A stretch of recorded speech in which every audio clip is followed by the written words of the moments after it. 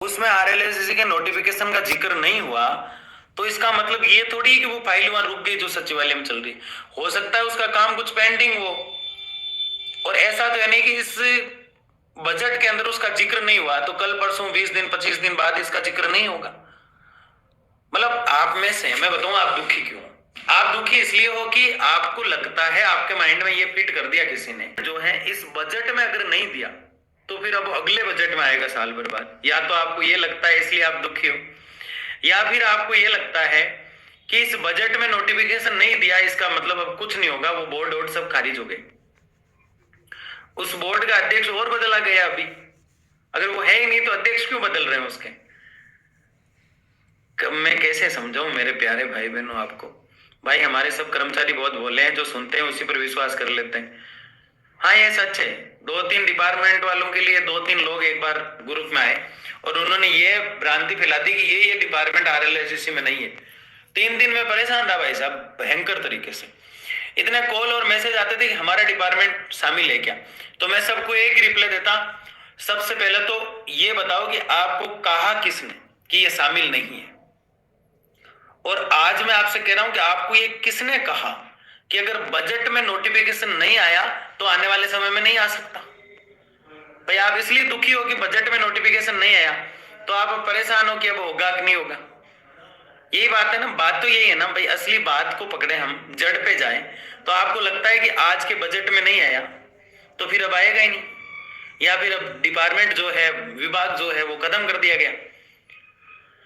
तो मैं आपको बता रहा हूं कि ऐसा कुछ भी नहीं है। बजट एक पार्ट है सरकार का, ये अंतरिम बजट है। और इस बजट में अगर नोटिफिकेशन पे चर्चा नहीं हुई है तो क्या राजस्थान में 9-10 मुद्दे ही हैं जिन पे चर्चा होगी? ऐसे कई चीजें हैं जिन पर जिक्र नहीं किया गया, और बार बार मीटिंगें होती है, बार बार सत्र होता है, सबके अंदर चर्चाएं चलती हैं। और हम प्रयास करेंगे मार्च 10 तक आचार संहिता लग जाएगी और लोकसभा चुनाव के बाद ही होगा। मुकेश जी, आप हमेशा बहुत ही अच्छी बात रखते हैं और आपकी इस बात की भी मैं रिस्पेक्ट करता हूं, क्योंकि पिछले 4 दिन से मैं आपके कमेंट को वॉच कर रहा हूं। आप जो बात लिखते हैं वो काफी सोच समझ के लिखते हैं। तो धरना की बात अभी आप कर रहे हैं, धरना नहीं देना, पर इस महीने कुछ नहीं किया तो 10 मार्च तक आचार संहिता लग जाएगी। ये सच है कि मार्च के महीने के आसपास आचार संहिता लग जाएगी। और मैं आपको एक सिग्नल या फिर एक बात सीधी सीधी कह देता हूं, मतलब हम प्रयास करेंगे अगले 15 से 20 दिन तक, क्योंकि हमारी रनिंग बहुत अच्छी चल रही है।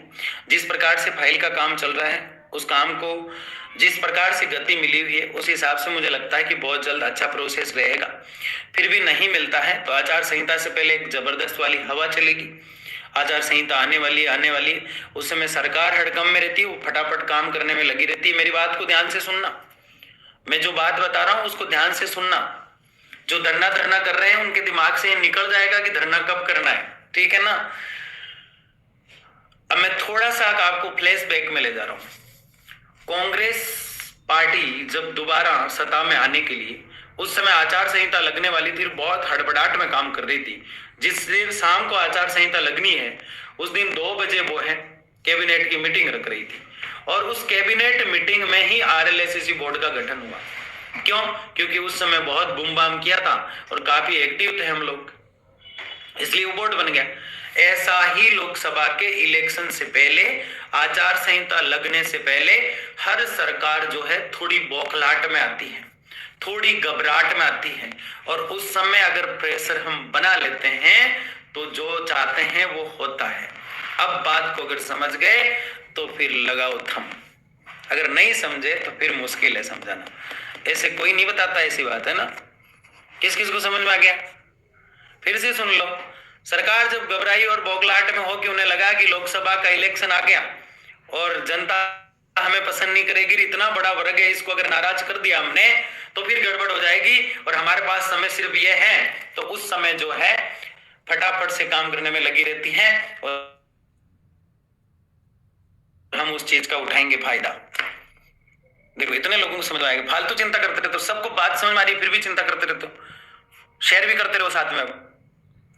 तो अब धरना करते हो, समझ गए क्यों नहीं दे रहे हैं? मुझे पता है आधे लोगों के तो वो लगा हुआ है कि मैं तो करके ही रहूंगा धरना, तो करने दो जो करते हैं, सर सही बात है आपकी।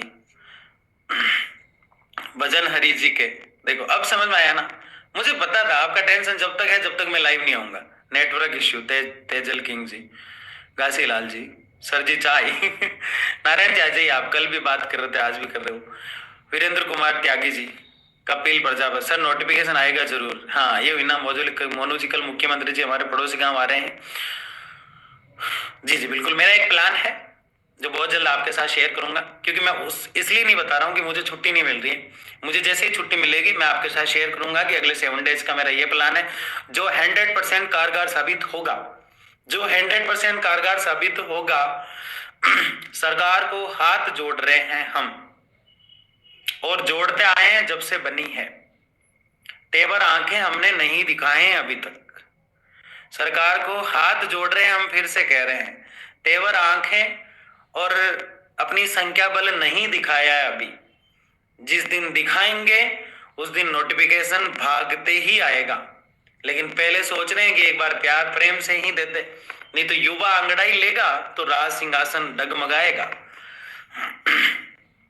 कोशिश करने वालों की हार नहीं है। देखो जो दुखित है वो सब हैप्पी है, फालतू टेंशन लेते हो।